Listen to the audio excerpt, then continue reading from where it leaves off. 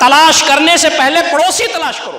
بہت سارے لوگوں کے پڑوسی اتنے اچھے ہوتے ہیں کہ پورا محلہ جنت نشان بن جاتا ہے، بہت سارے لوگوں کے پڑوسی اتنے خراب ہوتے ہیں کہ وہاں زندگی گزارنا مشکل ہو جاتا ہے۔ تو ایک پہلو تو یہ ہے کہ اپنے پارٹ پر ہم اچھے پڑوسی بنیں، اور دوسرا یہ ہے کہ جو ہمارا پڑوسی ہے اس کو بھی اچھا بنانے کی فکر کریں، ڈھونڈیں کہ ہمارے پاس کیسے پڑوسی۔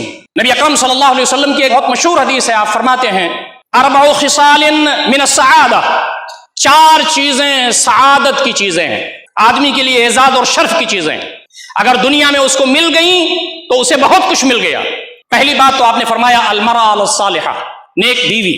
دوسری بات آپ نے فرمایا الجار الصالح، نیک پڑوسی۔